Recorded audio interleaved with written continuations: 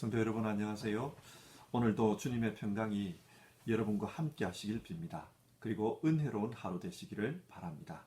그러면 사도신경으로 신앙을 고백하고 5월 12일 아침 예배를 드리겠습니다. 나는 전능하신 아버지 하나님 천지의 창조주를 믿습니다. 나는 그의 유일하신 아들 우리 주 예수 그리스도를 믿습니다. 그는 성령으로 잉태되어 동정녀 마리아에게서 나시고 본디오 빌라도에게 고난을 받아 십자가에 못 박혀 죽으시고 장사된 지 사흘 만에 죽은 자 가운데서 다시 살아나셨으며 하늘에 오르시어 전능하신 아버지 하나님 우편에 앉아 계시다가 거기로부터 살아있는 자와 죽은 자를 심판하러 오십니다. 나는 성령을 믿으며 거룩한 공교회와 성도의 교제와 죄를 용서받는 것과 몸의 부활과 영생을 믿습니다. 아멘. 찬송가 391장, 옛날 찬송가 446장, 오 놀라운 구세주, 우리 1절 부르고 같이 기도하겠습니다.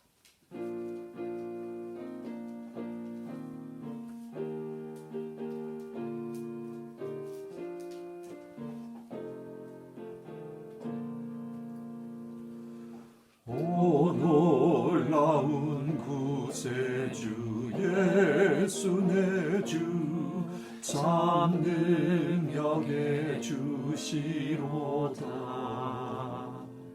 큰 바위 및 안전한 그곳으로 내 영혼을 숨기시네. 메마른 땅을 종일 걸어가도 나 피곤치 아니하며 저 위험한 곳 내가 이를 때면 큰 바위에 숨기시고 주 손으로 덮으시네. 기도하겠습니다.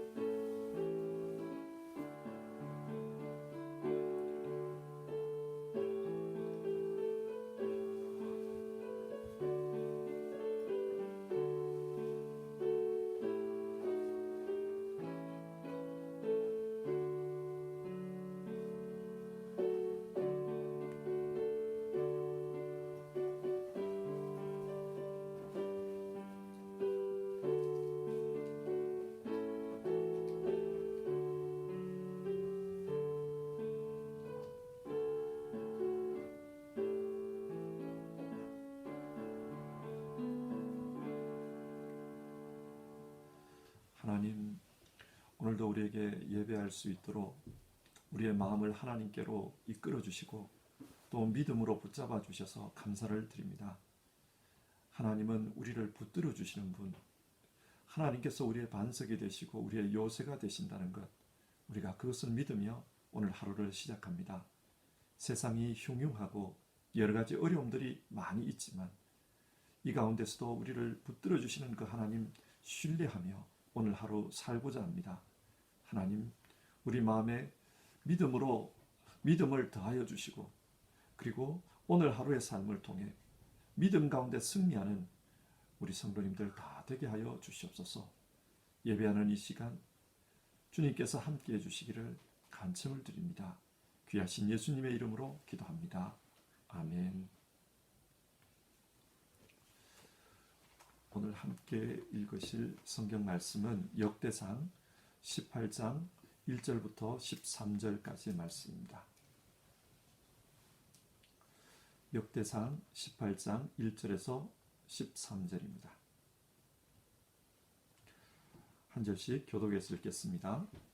그 후에 다윗이 블레셋 사람들을 쳐서 항복을 받고 블레셋 사람들의 손에서 가드와 그 동네를 빼앗고 또 모압을 치매 모압 사람이 다윗의 종이 되어 조공을 바치니라. 소바 왕 하닷 에셀이 유브라데 강가에서 자기 세력을 펴고자 하매 다윗이 그를 쳐서 하맛까지 이르고 다윗이 그에게서 병거 1000대와 기병 7000명과 보병 2만 명을 빼앗고 다윗이 그 병거 100대의 말들만 남기고 그 외의 병거의 말은 다 발의 힘줄을 끊었더니 다메섹 아람 사람이 소바 왕 하닷 에셀을 도우러 온지라 다윗이 아람 사람 2만 2천 명을 죽이고 다윗이 다메섹 아람에 수비대를 두매 아람 사람이 다윗의 종이 되어 조공을 바치니라. 다윗이 어디로 가든지 여호와께서 이기게 하시니라. 다윗이 하닷 에셀의 신하들이 가진 근 방패를 빼앗아 예루살렘으로 가져오고 또 하다데셀의 성읍 디브합과 군에서 심히 많은 놋을 빼앗았더니 솔로몬이 그것으로 놋대야와 기둥과 놋그릇들을 만들었더라. 하맛 왕 도우가 다윗이 소바 왕 하닷 에셀의 온 군대를 쳐서 무찔렀다 함을 듣고 그의 아들 하도람을 보내서 다윗 왕에게 문안하고 축복하게 하니 이는 하다데셀이 벌써 도우와 맞서 여러 번 전쟁이 있던 터에 다윗이 하다데셀을 쳐서 무찔렀음이라. 하도람이 금과 은과 놋의 여러 가지 그릇을 가져온지라. 다윗 왕이 그것도 여호와께 드리되 에돔과 모압과 암몬 자손과 블레셋 사람들과 아말렉 등 모든 이방 민족에게서 빼앗아 온 은금과 함께하여 드리니라.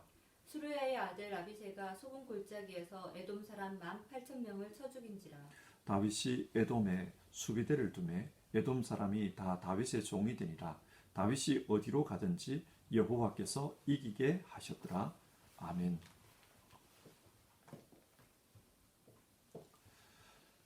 역대상 18장에서 20장까지의 내용은 다윗의 전쟁 이야기입니다.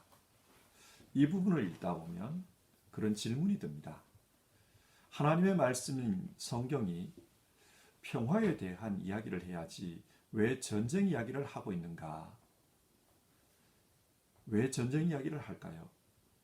세상에서 싸워 이겨야 한다. 그것을 가르치기 위해서일까요? 아닙니다. 그렇게 성경을 보면 성경을 잘못 보는 것입니다. 그러면 오늘 본문을 같이 한번 살펴보겠습니다. 1절입니다. 그 후에, 여기서 그 후에라는 말은 17장 후에 그런 뜻입니다. 역대상 17장에서 하나님은 다윗과 언약을 맺었습니다. 그러니까 오늘 본문에서 그 후에라는 이 말은 다윗 언약이 있은 후에 그런 뜻입니다. 그래서 오늘 본문을 다윗 언약과 연관해서 해석을 해야 합니다. 여러분, 하나님께서 다윗과 언약을 맺으면서 어떤 말씀을 하셨습니까? 17장 8절입니다. 네가 어디로 가든지 내가 너와 함께 있어 내 모든 대적을 내 앞에서 멸하였은즉 세상에서 존귀한 자들의 이름같이 내 이름을 만들어주리라. 하나님께서 모든 대적을 멸하고 다윗의 이름을 존귀하게 만들어주겠다. 그렇게 말씀하셨습니다. 그리고 17장 10절에서는 내 모든 대적으로 네게 복종하게 하리라. 대적과의 싸움에서 승리하게 하겠다고 말씀하셨습니다. 이 말씀대로 하나님께서 다윗을 승리하게 하셨습니다. 그런데 이 부분을 표면적으로 이해하면은 성경 이해에 어려움을 가져다 줍니다. 우리는 이 부분을 하나님 나라의 관점으로 읽어야 합니다. 그러면 하나님 나라의 관점으로 성경 역사를 읽는다는 것이 어떤 것입니까? 예수님은 제자들에게 기도를 가르치면서 뜻이 하늘에서 이루어진 것 같이 땅에서도 이루어지게 해 주십시오. 그렇게 기도하라고 했습니다. 이것이 중요합니다. 하나님 나라의 관점이란 하늘에서 뜻이 이루어진 것처럼 이 땅에서도 이루어지는 것, 그것이 하나님 나라의 관점입니다. 그런데 이 세상에는 하나님의 뜻이 이루어지는 것을 반대하는 세력이 있습니다. 영적으로는 마귀입니다. 그리고 현실적으로는 그 마귀의 권세를 따라가는 세력들입니다. 성경은 이것을 공중권세 잡은 자라고 표현합니다. 여러분, 공중이 무엇입니까? 공중은 하늘과 땅의 중간에 있습니다. 그래서 공중권세 잡은 자가 하늘에서 이루어진 그 뜻이 땅에서 이루어지지 못하도록 방해를 하는 겁니다. 자, 성경에 나오는 전쟁 이야기를 땅의 관점에서 보면 잔인한 학살이고 정복 이야기입니다. 그러나 하나님 나라의 관점에서 보면 하나님의 뜻을 이루려는 세력과 그것을 반대하는 세력의 충돌입니다. 하나님은 지금 이런 싸움에서 다윗으로 하여금 이기게 하겠다는 것입니다. 다윗은 메시아의 조상이지 않습니까? 그래서 이 다윗을 통해 메시아가 이룰 하나님 나라의 그림을 미리 보여주는 겁니다. 다윗이 전쟁에서 승리한 후 이 땅에서 어려움이 사라졌을 때 그 다음에 무엇을 합니까? 솔로몬을 통해 성전을 건축하게 합니다. 하나님의 집이 이 땅에 만들어진 것입니다. 그처럼 메시아께서도 십자가에서 죄악과 싸웁니다. 교회를 통해서 그 죄악의 잔당과 싸웁니다. 그리고 마침내 승리하십니다. 그 승리가 완성되면 이 땅에 하늘로부터 새로운 예루살렘이 내려옵니다. 요한계시록의 이야기가 그것입니다. 자, 이야기 구조를 한번 보십시오. 똑같습니다. 그래서 오늘 본문의 전쟁 이야기를 인간적인 정복 이야기가 아니라 하나님 나라의 관점으로 보아야 합니다. 그 관점으로 한번 봅시다. 먼저 다윗은 블레셋 사람들과 싸워서 승리합니다. 블레셋은 사사시대부터 이스라엘을 괴롭혀왔던 민족입니다. 때로는 이 블레셋이 이스라엘을 이겼습니다. 엘리 시절에는 언약궤를 빼앗아가기도 했습니다. 그리고 사울 왕은 이 블레셋에게 죽임을 당했습니다. 그런데 다윗 때가 되면은 양상이 달라집니다.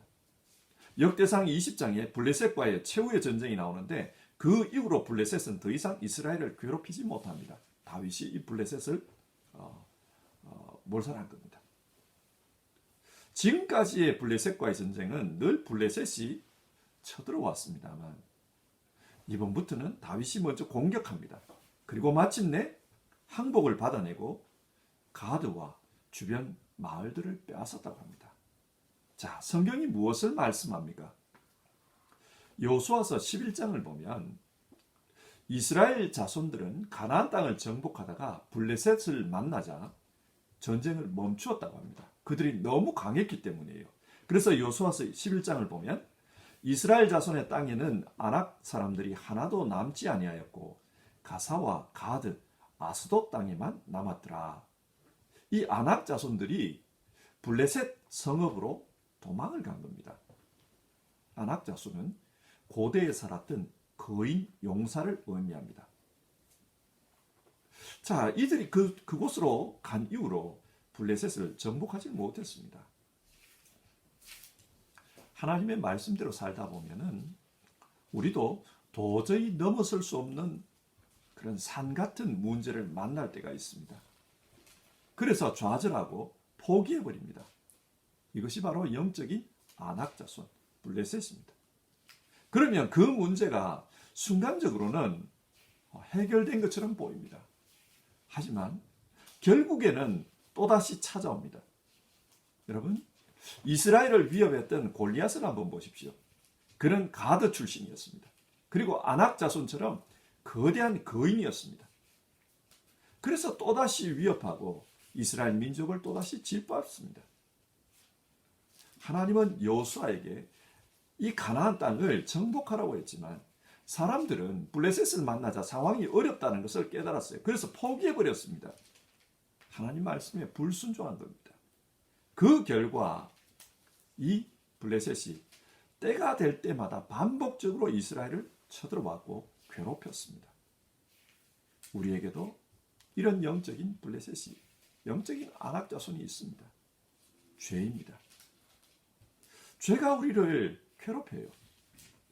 도무지 우리 힘으로는 죄를 정복할 수 없을 것처럼 보입니다. 이게 어떻게 정복이 됩니까? 메시아의 조상 다윗을 통해 블레셋을 해결하셨던 것처럼 예수 그리스도를 통해 우리의 죄 문제를 해결하십니다. 우리가 어쩌지 못하는 죄, 벗어나기 힘들어하는 유혹, 그것을 예수님께서 십자가에서 해결하셨습니다. 그래서 우리는 우리 안에 남아있는 이 죄 찌꺼기로 말미암아서 힘들 때마다 다윗을 통해 싸우셨던 하나님, 예수 그리스도 안에서 싸워주셨던 하나님, 그 하나님을 기억해야 합니다. 그 하나님께서 우리를 위해서 싸워주실 때 이게 해결된다. 우리 그걸 믿어야 돼요. 그 하나님을 믿는 믿음 안에서 우리는 죄와 맞서야 합니다. 두 번째로 모압을 정복했습니다. 블레셋은 이스라엘의 서쪽에 있는 적이었습니다. 모압은 이스라엘의 동쪽에 있습니다. 사실 이 모압은 다윗의 정조모였던 룻의 조국입니다. 그리고 다윗이 사울에게 쫓길 때에 다윗의 가족들이 이 모압으로 피난했습니다. 피난처죠. 개인적인 차원에서 보면은 모압에게 신세진 것이 많습니다. 근데 다윗은 그 모압을 평정합니다. 그리고 모압으로부터 조공을 받습니다. 이것이 무엇을 의미할까요? 다윗은 은혜를 모르는 비정한 인간이다. 배신의 아이콘이다. 뭐 그런 말일까요? 성경을 인간적으로 읽으면 그렇게 이해할 수도 있을 겁니다. 그러나 이 본문을 하나님 나라의 관점으로 읽어야 합니다. 하나님 나라의 관점으로 읽으면 우리에게도 떨쳐내기 어려운 그런 부분, 때로는 우리에게 도움이 되고 때로는 고마운 그런 부분이 있는데, 그러나 하나님 나라를 위해서는 떼어내야 될 그 부분이 있습니다. 무엇입니까? 유혹입니다. 사실 우리가 신앙생활을 하면서 이 유혹으로 말미암아 세상과 타협하는 부분이 얼마나 많습니까? 관성에 젖어서 용납하고 그렇게 살아가는 부분이 얼마나 많이 있습니까? 그러나 하나님은 이것을 인정하지 않습니다. 나는 괜찮다고 생각할지 모르나 하나님 앞에서는 괜찮지 않습니다. 그래서 하나님은 떼어내라는 겁니다. 여러분, 아브라함이 이스마엘을 떼어내어서 보내는 것이 얼마나 괴롭고 힘들었을까요? 그러나 떼어내어야만 했습니다. 그렇게 결단하는 것, 그게 믿음입니다. 삼손은 들릴라를 떼어내어야만 했습니다. 그러나 그는 그 유혹 앞에서 우유부단했어요. 그 결과 어떻게 되었습니까? 자기 자신도 그리고 이스라엘 전체가 어려움에 빠졌습니다. 신앙은 단호함입니다. 유혹 앞에서 단호한 것, 그것이 신앙입니다. 세 번째로 다윗은 북쪽으로 진출합니다. 3절을 보시면 소바왕 하닷 에셀이 유브라데 지역의 세력을 떨치려고 했습니다. 다윗이 살던 이 당시는 남쪽에 있는 이집트도 그랬고 북쪽에 있는 아시리아도 그랬고 자신들의 내부 문제로 말미암아서 국제 정치에 관심을 쓸 수가 없었습니다.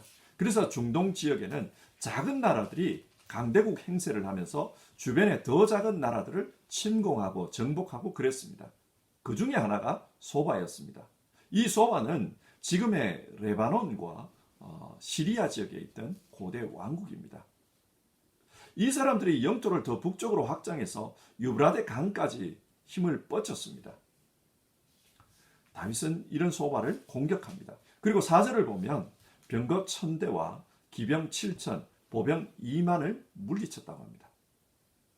이렇게 소바를 공격하자 소바와 동맹관계에 있던 다메섹 아람이 소바를 도우기 위해서 왔습니다. 다윗을 공격한 거죠. 다윗은 이런 다메섹 아람마저도 격파했습니다. 그래서 죽인 군인의 숫자가 2만 2천이라고 합니다.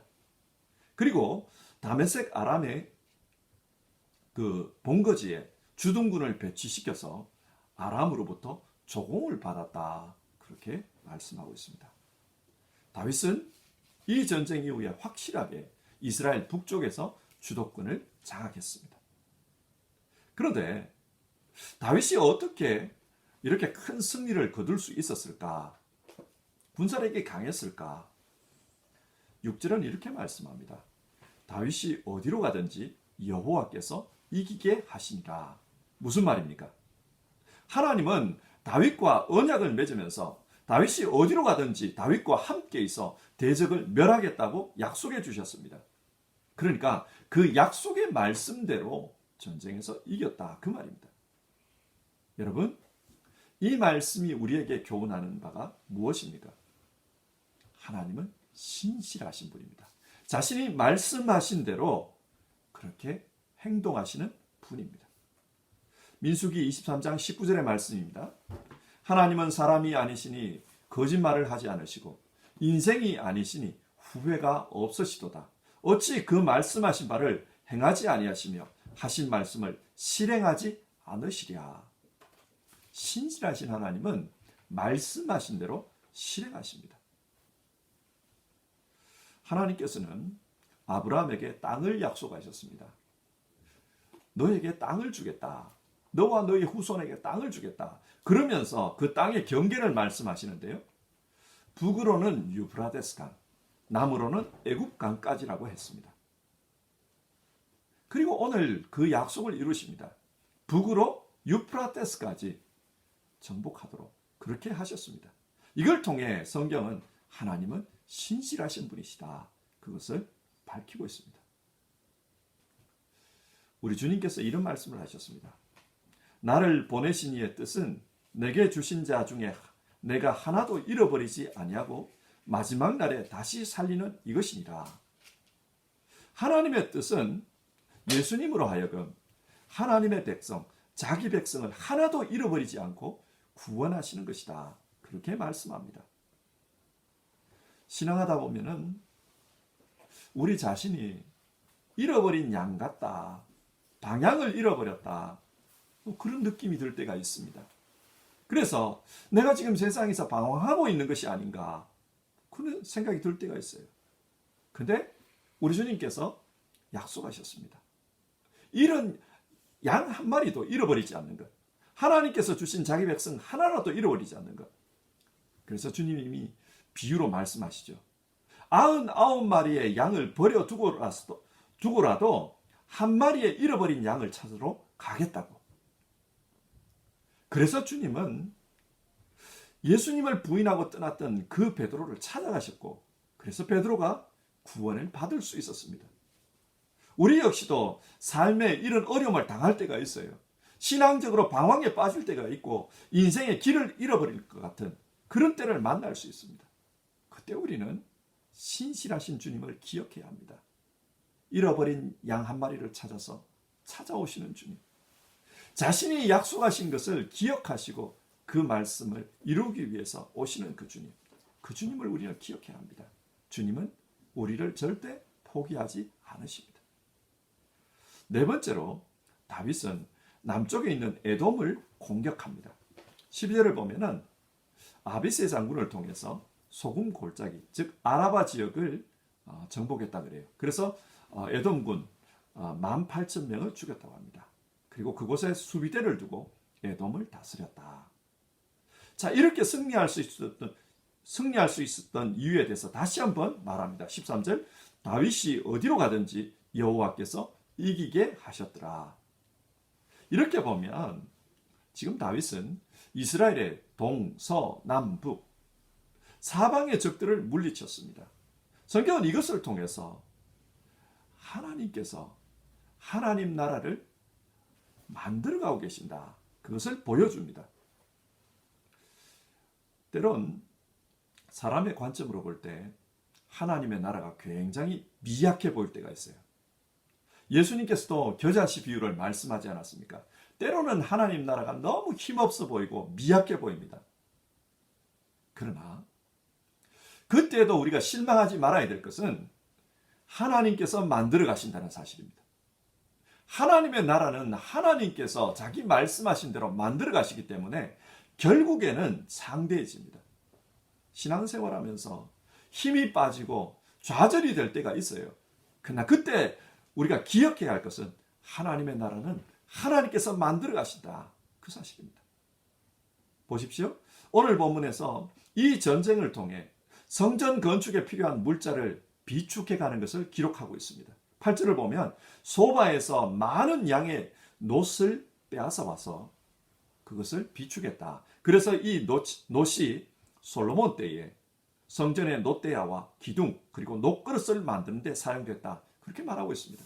뿐만 아니라 10절을 보면 하맛 왕이 다윗이 소바를 물리쳐 준 것에 감사해서 많은 금과 은과 놋을 바쳤다고 합니다.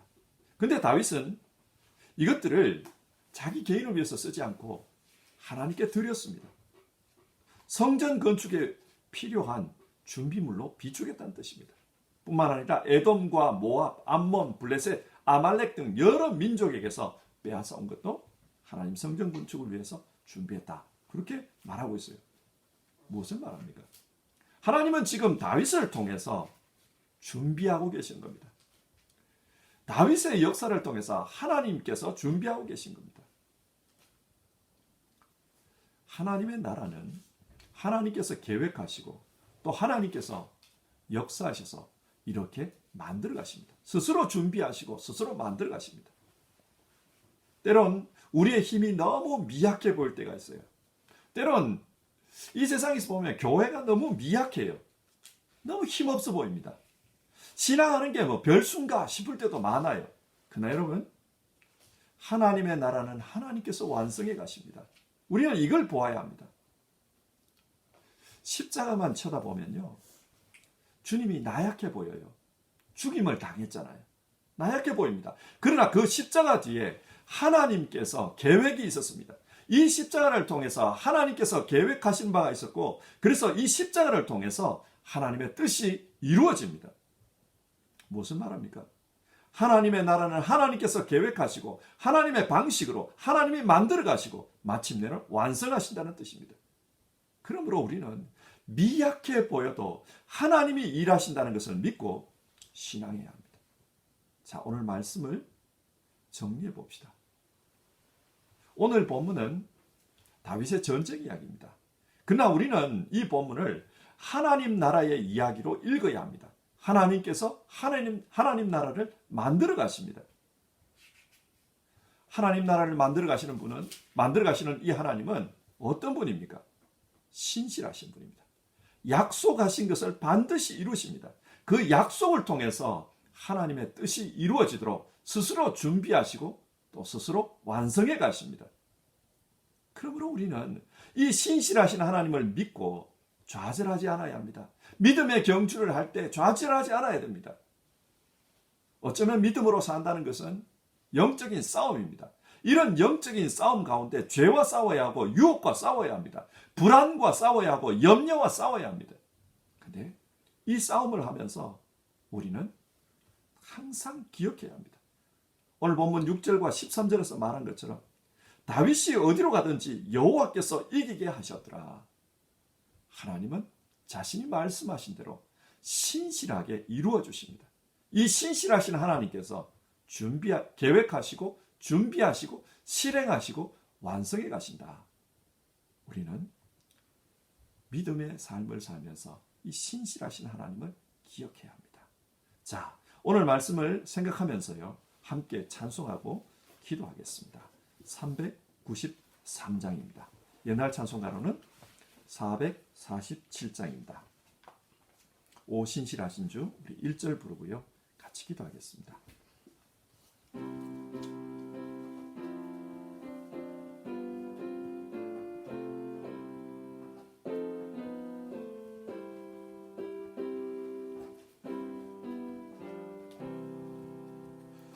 오 신실하신 주 내 아버지여, 늘 함께 계시니 두려움 없네. 그 사랑 변찮고 날 지키시며 어제나 오늘이 한결같네. 오 신실하신 주, 오 신실하신 주, 날마다 자비를 베푸시며 일용할 모든 것 내려주시니 오 신실하신 주 나의 구주. 우리 시간 같이 기도하겠습니다. 오늘 우리가 살펴본 성경 말씀 생각하면서 기도합시다. 하나님, 믿음은 영적 싸움의 과정이라는 것을 오늘 성경을 읽으며 생각해 보았습니다. 우리가 이 영적 싸움에서 이길 수 있도록 도와주십시오. 우리 그렇게 기도해 봅시다. 죄와 싸울 때 주님을 믿는 믿음으로 담대하게 도와주십시오. 담대할 수 있도록 도와주십시오. 유혹 앞에서 단호할 수 있도록 도와주십시오. 그리고 일이 잘 안 될 때에도, 상황이 어려울 때에도 신실하신 하나님을 믿으며 영적 싸움을 싸울 수 있도록 우리에게 힘을 주십시오. 그렇게 기도합시다. 뿐만 아니라 하나님 나라는 하나님이 만들어 가신다는 것을 알고 희망이 없을 때에도 그래도 주님께 소망을 두고 믿음으로 살아가는 우리 되도록 주님 도와주십시오. 우리의 믿음을 도와주십시오. 우리 이 아침에 그렇게 기도하고 하루 시작해 봅시다.